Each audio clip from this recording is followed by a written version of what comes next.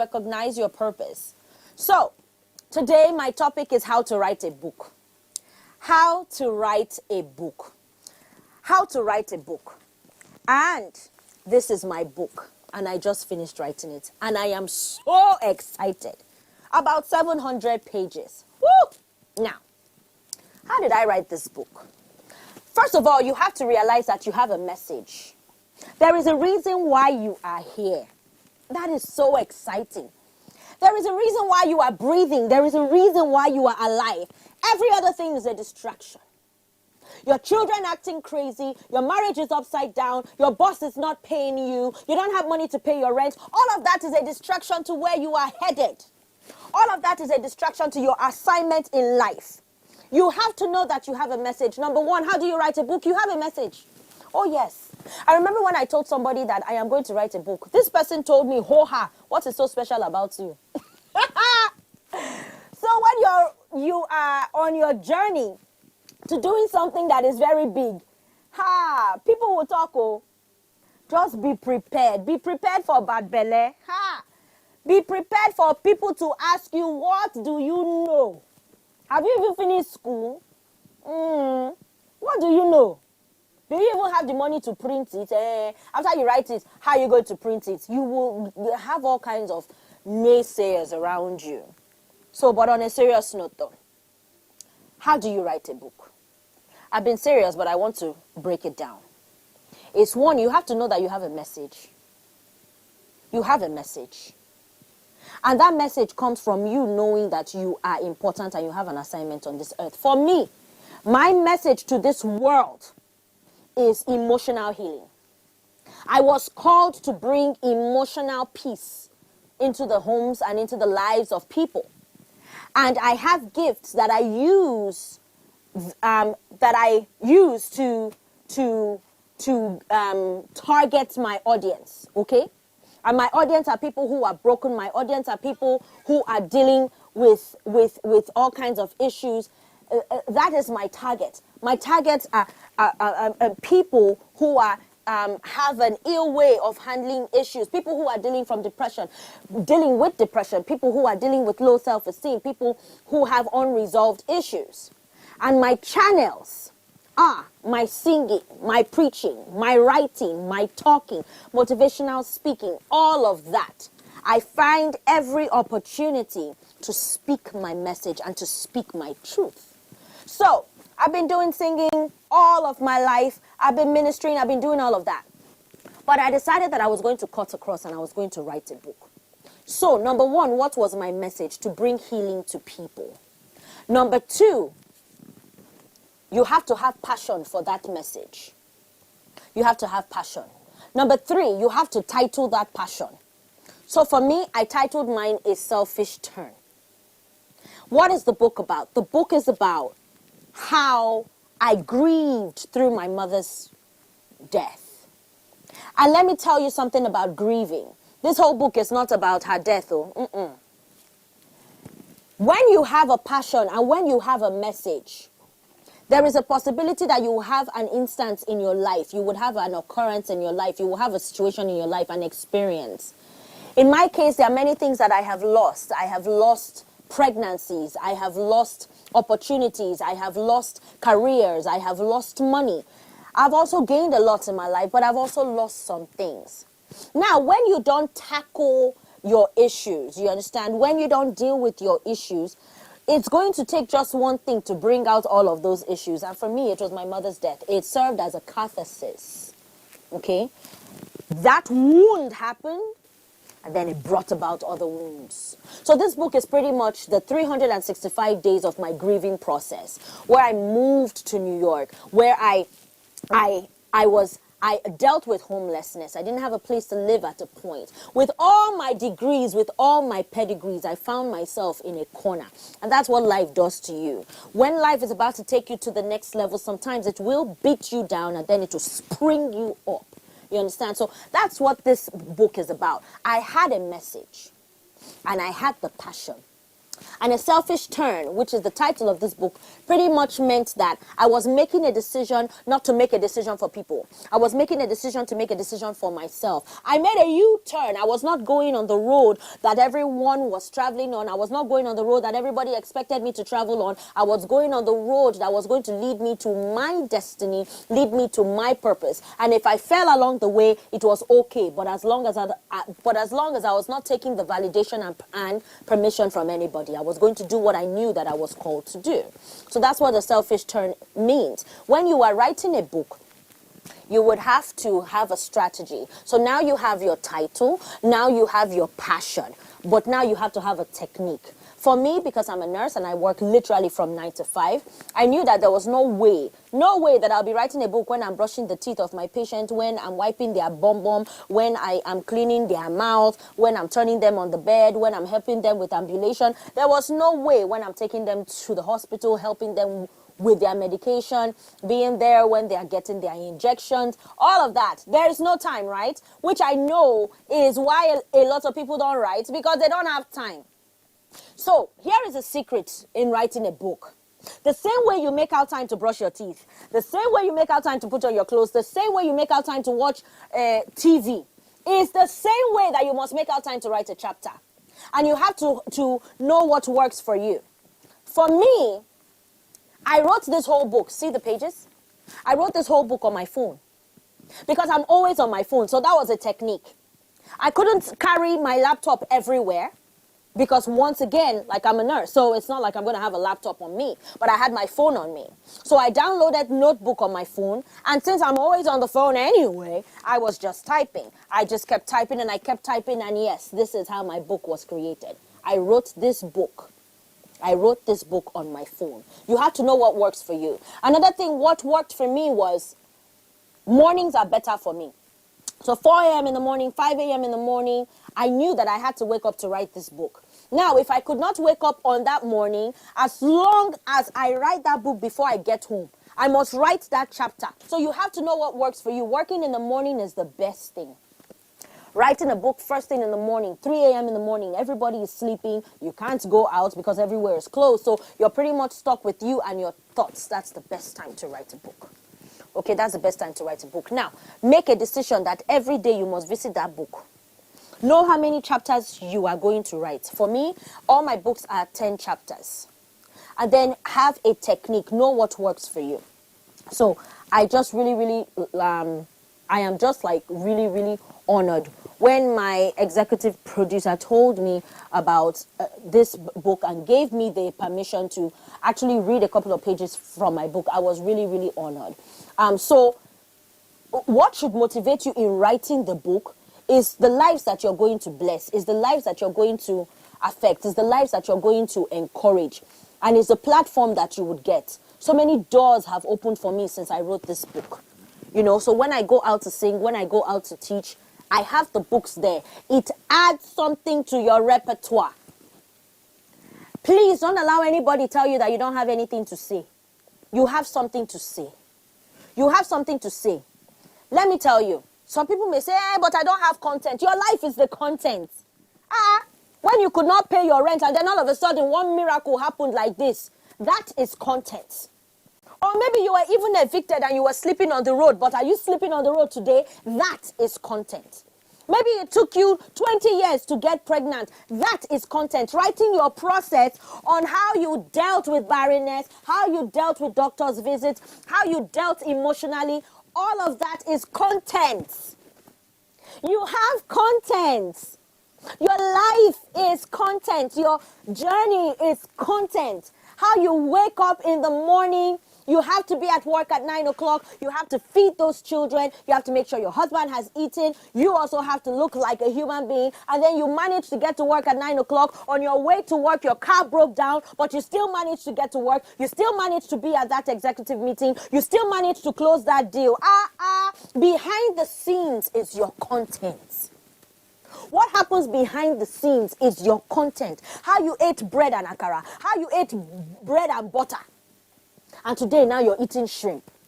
What were you going through in all of those seasons? That is an encouragement to somebody. So you have a message. Number one, you have to know that you have a message. Number two, you have to be passionate about your message. Number three, you have to title your message. Mine is a selfish turn.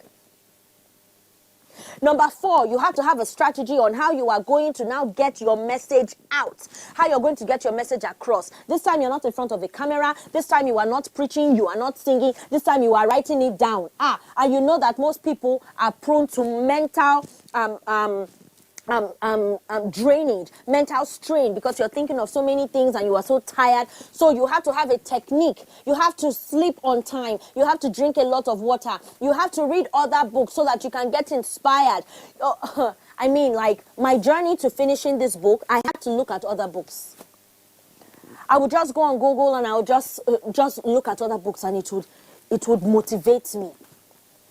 When I was writing my first book, because this is not my first book, but this is my first book that I have published.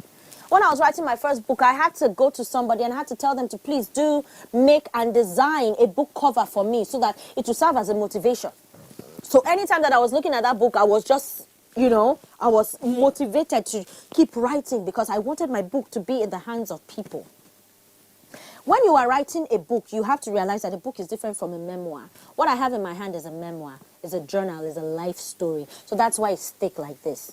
But when you're just writing a book that is really not a memoir, you want to stick with about 30-something pages, 20-something pages, because our world has become so busy. And the truth is that a lot of people don't like to read. You understand? So you don't want a situation where, people are really, really struggling to finish your book. Okay, so I'm just going to open a couple of pages and read them out to you. Wow, okay. Your marriage is your God-given assignment. Divorce is not the answer. Listen to advice. God will use anything to get your attention. He can even use a movie to get your attention. Don't let another person gain what you sweated for. When I come back, I'll explain what I mean, and I'll read a couple more pages, and then I'll let you go on to write your book.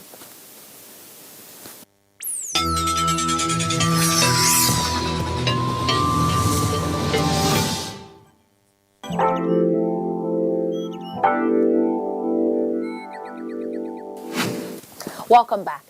So we've been talking about how to write a book. And I'm so excited because this is my book. This is my own book. This is my own pride. Everybody has something on the inside of them. How do you write a book? First of all, you have to realize that you have a message. You have something to say and you have content. All your experiences is content. Everything that you've been through is content. What you're going through now is content. And then you have to have a technique on how to write it. For me, I write daily. And I write my daily affairs. So in January, I title the name of my book and I name it by a theme.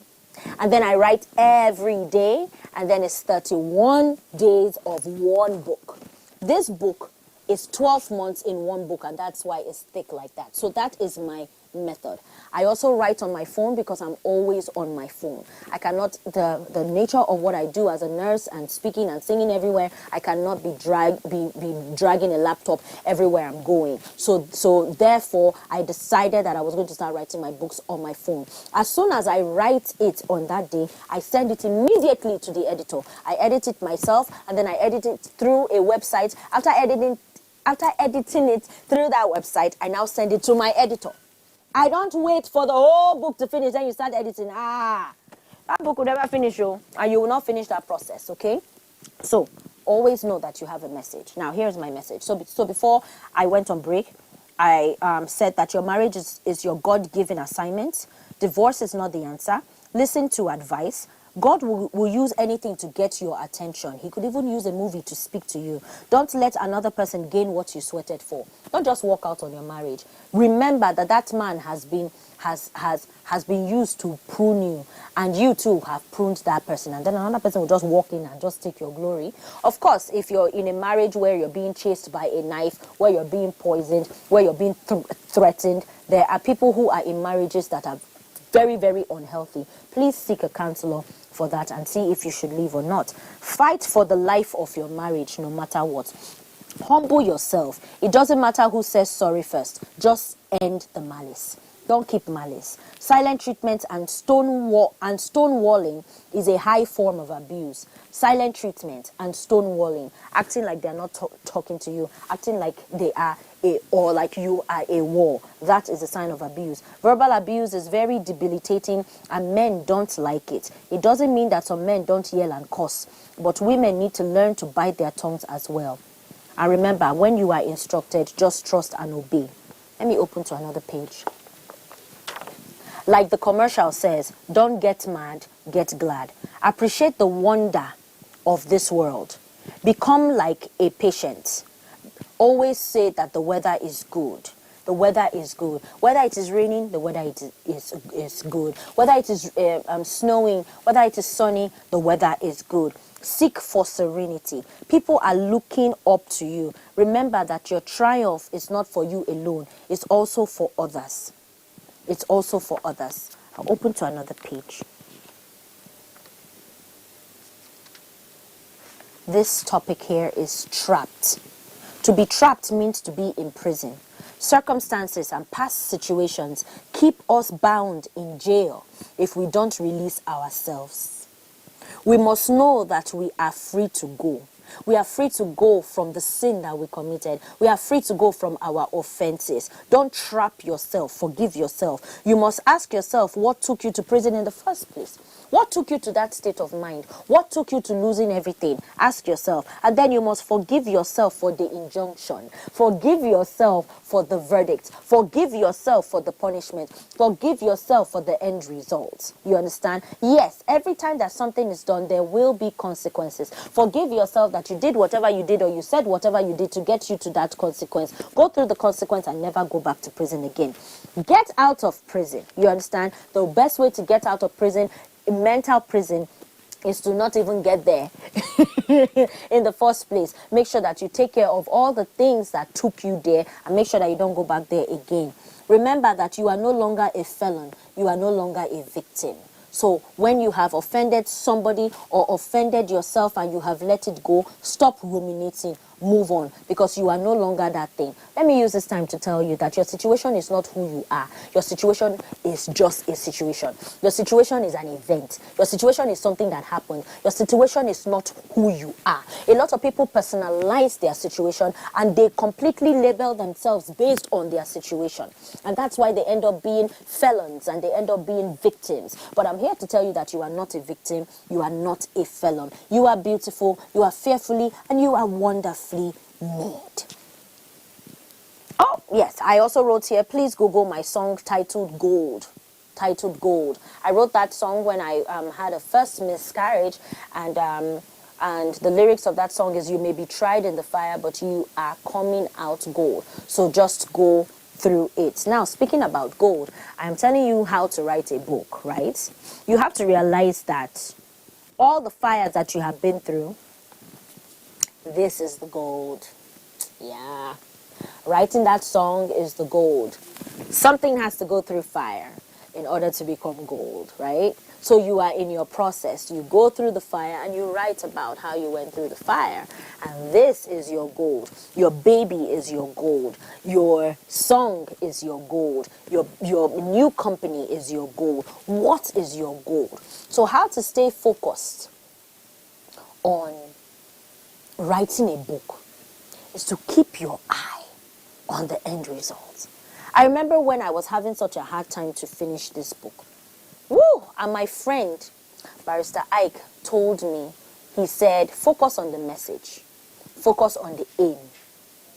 And, do you want the message to go out? Yes! Of course I want the message to go. Then keep writing. The message cannot go out if you don't keep writing. Keep writing. Let me also tell you something that you may encounter as you're writing your book. You may encounter that you will get tired. Imagine writing a whole book like this. By the time I got here, I was exhausted and I wanted to give up. I was willing to give up all of these pages instead of just focusing on writing these few pages. Because that's how life is. When you're closer to the finish line, you do get tired. So don't over-spiritualize things or catastrophize things. Don't tell yourself that, maybe this book is not even supposed to come out in the first place. Maybe I was not even supposed to write this book. No, you are tired because that is just how life is. When you put so much into something, there is a tendency to get tired. The closer you are to the finish line, you would usually get tired. So, beware of that. I'm going to read one more page and I'll recap, okay?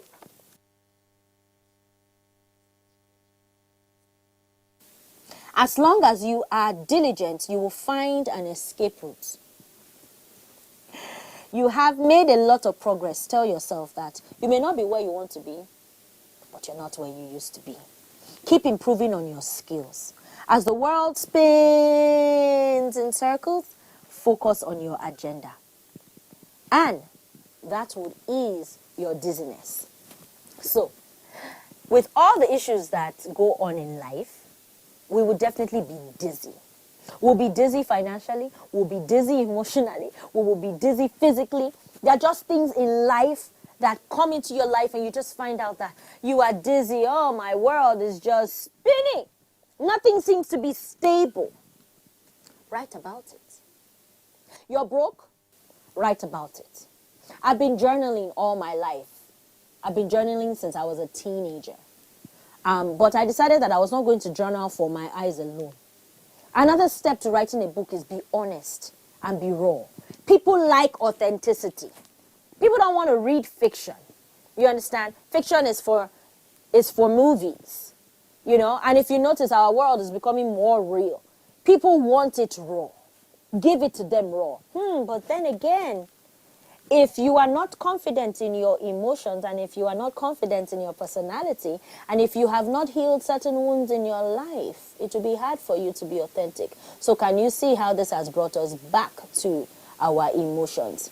You see, we are talking about how to write a book, but it has brought us back to emotions. The confidence that you need, the encouragement that you need to finish something that you have started will really, really weigh on your emotions. And your emotions have to be healthy in order to finish. So I'm going to recap. How do you write a book? You have to know that you have a message. You have to know that your message is important. You have to have a target. Who is your target?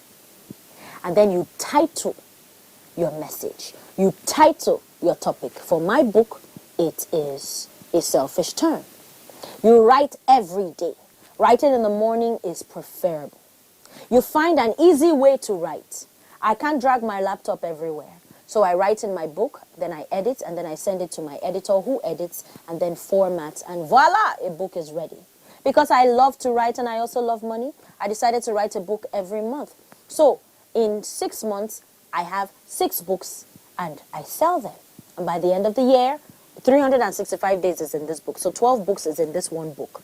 But usually I chop them up to 31 days in 1 month because I'm writing every day, right? You have to have a technique. Find out what works for you. Make sure that you're saving everything that you're writing. Email it to yourself, put it on a flash drive, put it on a hard drive, and send it to a closest friend. Make sure that you do not lose that file. I lost my first book 7 times. I lost it 7 times. I put it on discs. I lost the disc. I put it in a flash drive. I lost it, but I did not email it to myself. So we had a problem. You understand? So always email it to yourself. Know that you have a message. Know that that message is important. And be eager for the world to hear your story. Be eager for the world to hear your story. Get high on the end result. I wanted to be able to hold this book in my hand. I wanted to be able to see Omenesa, Oruma, Akomolafe. I wanted to be able to see the table of contents. This is my book. This is my content. You have content. These are my life experiences. You have a life experience that can completely change the world. Why don't you write about it? When you write about it, contact me and definitely I'll read it. But most of all, the world will read it. Make sure that you put that book on Amazon. Make sure that you sell it. Make sure that you publish it. Don't just write it and put it under a bushel. Sell it.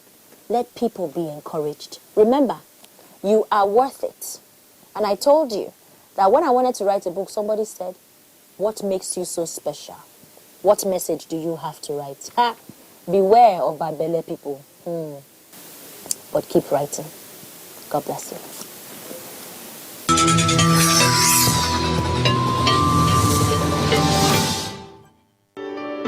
You will have to jump off a cliff just knowing that you will not crash.